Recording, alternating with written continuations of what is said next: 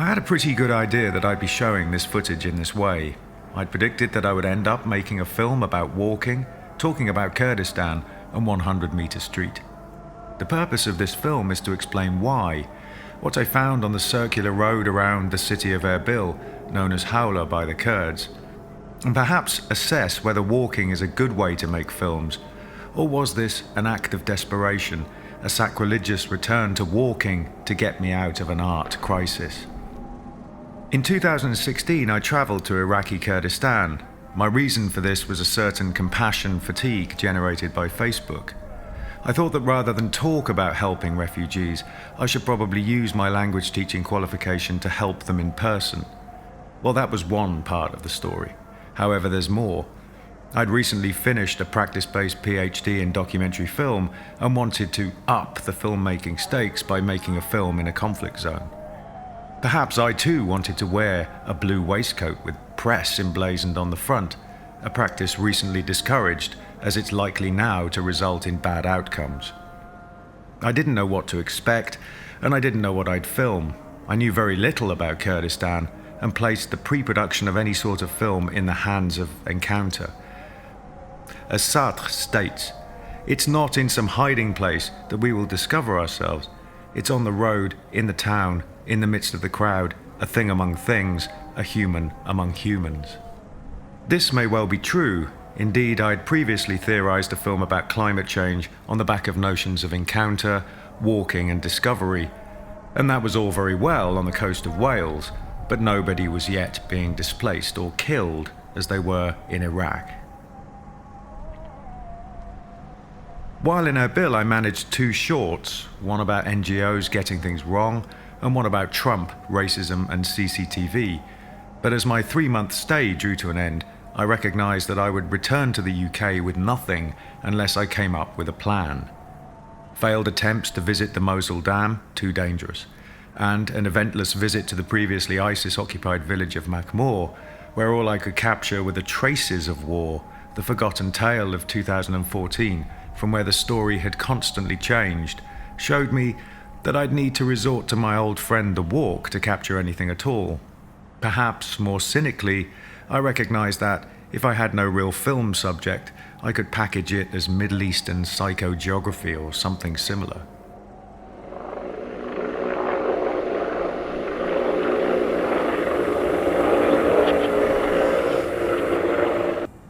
No one there seemed to know the length of 100 Metre Street. The 100 metres, of course, refer to its width. Estimates vary from 4 to 40 kilometres. After some research, I found it to be 25. In reality, it doesn't matter. The only people who need to know this are engineers, planners, or those like me who want to walk it over the Eid holiday. 100 Metre Street, also known as Qazi Muhammad, encircles the city of Erbil in the Kurdistan region of northern Iraq. It's a city of 2 million people, probably, though estimates fluctuated due to the growing numbers of refugees fleeing nearby conflicts in places like Mosul. Although I taught IDPs, a clinical acronym for people who'd been internally displaced by conflict from as far afield as Fallujah or Baghdad, Syria even. The road is one of many circular streets widening out from the centre, the citadel. The nucleus is said to be the epicenter of the longest continuously inhabited city in the world, around 6,000 years. But the history may have been somewhat massaged, with little mention of the Assyrians who more likely originally lived here. My home was in Havalan, a district in the east of Erbil. Not many Westerners lived there. The place was dominated by two things: the white monolithic Majidi Mall, lit from all sides and dominating the landscape here, and the other thing was the then president of the Western region, Masoud Barzani's failed megamall. Nothing but bare foundations, peculiar concrete columns stabbed into the ground. Barzani's Tower of Babel, as consumerism was perhaps acting as a misguided attempt at a unification of differences, had been abandoned after the 2009 financial crash and the increase in sectarian conflict that accompanied it. These places exemplified contradictions. Kurdistan, a profoundly Islamic place, hinted at Western disapproval, and yet the most popular activity seemed to be spending money. Malls were popular here, and not just due to the fact that they were well air-conditioned. They perhaps demonstrated one of the universal motives in people the world over, to consume. Only here, as they were new, they did not seem to conceal their purpose. Perhaps in the absence of advertising's ever-growing spectacle so evident in many of our cities, now becoming more subliminal through technology and Virilio's resulting dromological concerns, over here this made Mejidi Mall stand out more. Walking past Mejidi Mall, I passed other half-constructed buildings that had been taken over by displaced families. The UNHCR tarpaulins concealed bare light bulbs and huddled people. I want to film them, but they would never agree. It wouldn't be right. And why? What would I learn? What would be the point other than capturing something that I was simply supposed to film? This is the preformed documentary thesis of Erbil on endless repeat among endless journalists and filmmakers: war and migration. Clearly there's more. Would walking reveal it? How do these IDPs connect to the nearby Mejidi Mall, for example? Can encounter through walking give us more? Can we use walking to avoid Guy Debord's spectacle in Erbil? After all, these IDPs should not be spectacles. As he says, the images detached from every aspect of life fuse in a common stream in which the unity of life can no longer be re-established. Reality considered partially unfolds in its own general unity as a pseudo-world apart, an object of mere contemplation. Inflatable toys seem popular in Kurdistan. Paddling pools and dinosaurs are on sale on many of the streets. These peculiar improvised stalls, basically scattered blown-up swans or dolphins, seem entirely out of place in a city so far from the sea. Water is scarce and owning it a matter of staying alive. In an area so troubled by conflict, these incongruous objects act as a reassurance that everyday life is still here and can allow many of the harrowing tales to remain buried for a while. Indeed, walking in Erbil demonstrates a tension between normality, for certainly this place is normal, but also, often due to the presence of a gun or military vehicle, is extremely abnormal. American Black Hawks that often and all too suddenly loom low into sight scatter these inflatables around, forcing the vendors to chase after them in the Americans' wake.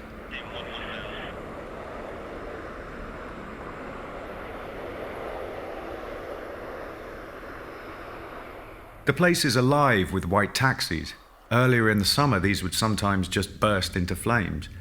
55 degrees Celsius heat had never before been seen here, and many blamed climate change.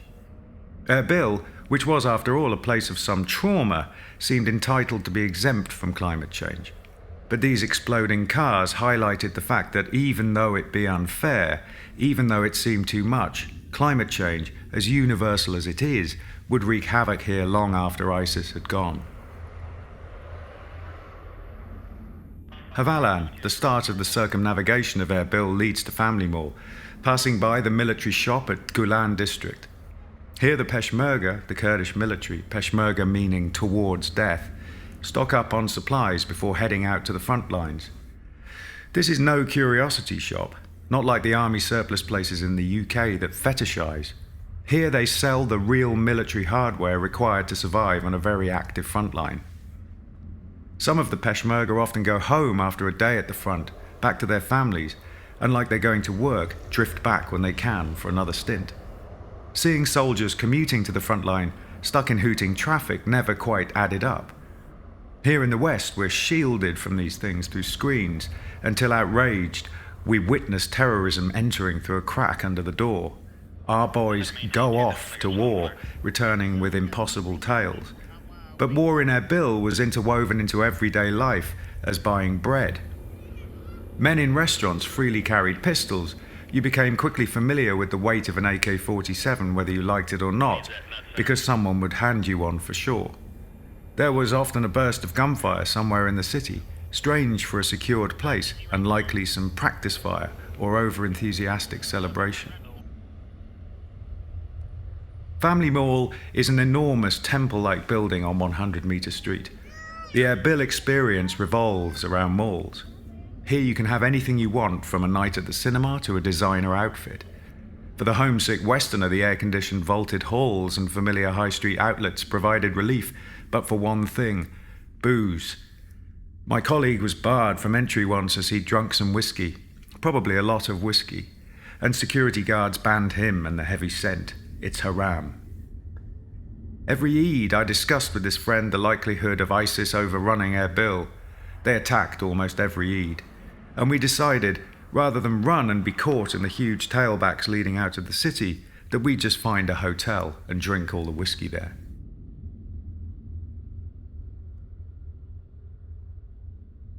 It's illegal to film in Erbil. Weirdly, this walk was the most dangerous thing I'd done during my stay. Barzani's palace at Burkot district was one place not to film. The crossroads here, where the refugees gathered, to catch the attention of the president perhaps, was photogenic. There was a mixture of filmic factors: soldiers, refugees, armoured vehicles, and Arabic signs. These, the intoxicating trinkets of trouble, could not be filmed. This was why my experience as a filmmaker here, the balance of asking permission and doing it anyway, seemed to block the story, and was why I was walking. There were open spaces in Erbil. Salhadim Park boasted a climbing wall.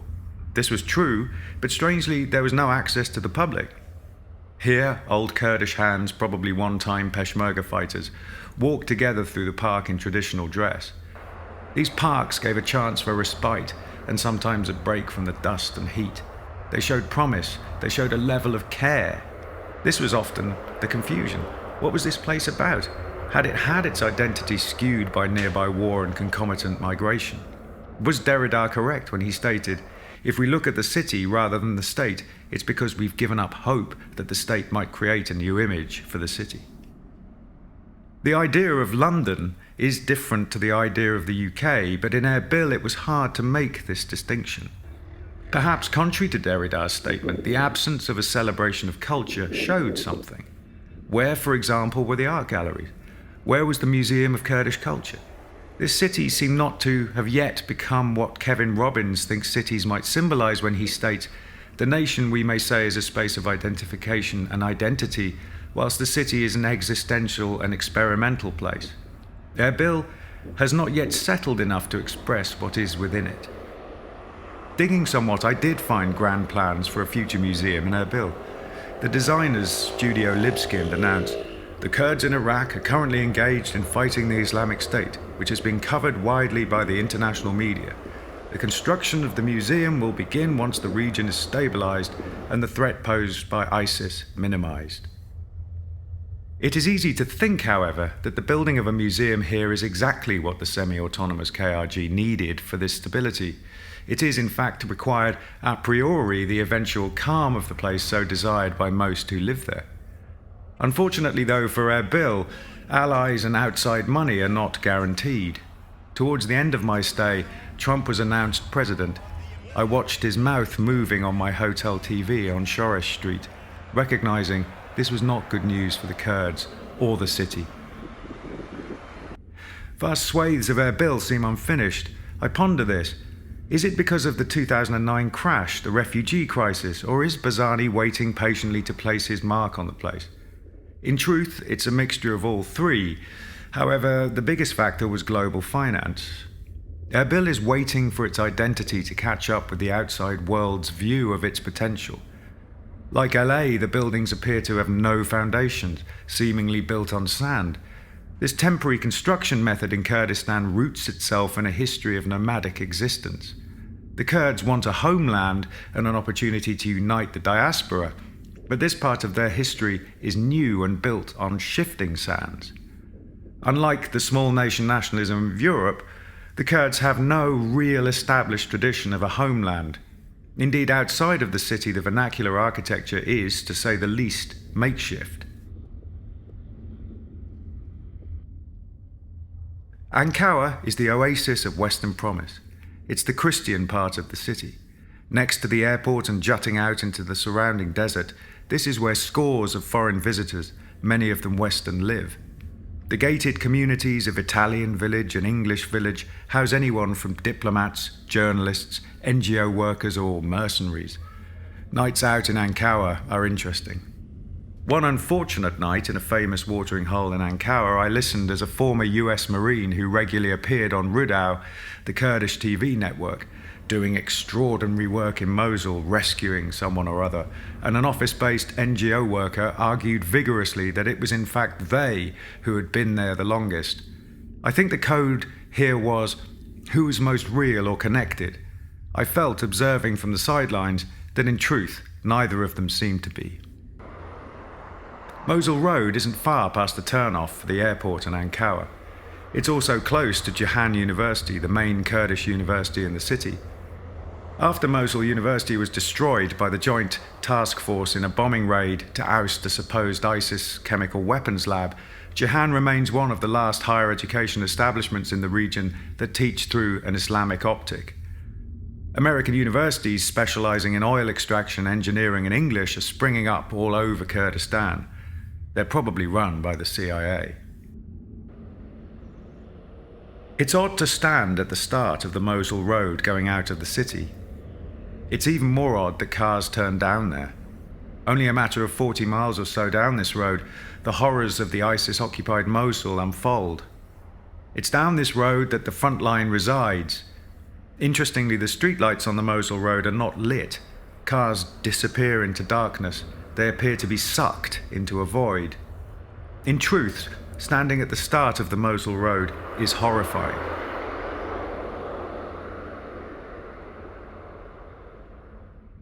Walking away from this road, which I barely filmed, I wonder how I could convey this horror in a film. Perhaps this is the road to walk. Obviously, to walk it entirely would result in certain death, but this road was a story. At right angles to 100 Metre Street, jutting off into the distance, was a route to hell. Its proximity was a story. This is perhaps why Erbil resisted being read. There was too much about the place that was unbelievable. The final leg in the circle back to Havalan went through the most Kurdish districts: New Roz, Majidawa, Mahabat, Badawa. All I could think here, away from the gated western enclaves and the sharp-suited mirror-shade-wearing ghosts and the US Embassy, the horrifying Mosul Road and the exposed airport, was how a sense of safety had returned. What I'd like to return to Iraq to say is perhaps thanks. To express my admiration for a people who took it upon themselves to protect all comers, and despite playing host to manipulators, magnanimously provided sanctuary in the city of Erbil. Perhaps the film I didn't find is the one that asked the Kurdish why. From the objective position of the UK upon my return, I could not shake the realization that it's not enough to be there. It's not enough to film something. There's an intention somewhere that changes everything, and perhaps the best practice is to simply ask what your subjects want you to say.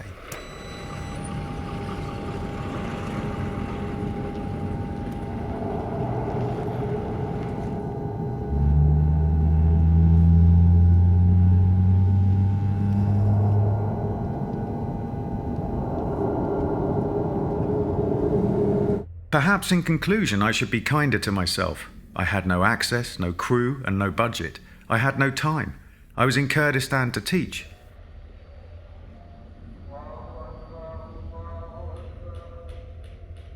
Perhaps all I did was what documentary filmmaker Richard Leacock speaks of in this quote. My obsession has been and still is the feeling of being there, not of finding out this and analysing this or performing some virtuous social act or something, just what it's like to be there. Perhaps that's enough. This walk, this assemblage of a walk, was a walk like any other in many ways, but an extraordinary walk in others.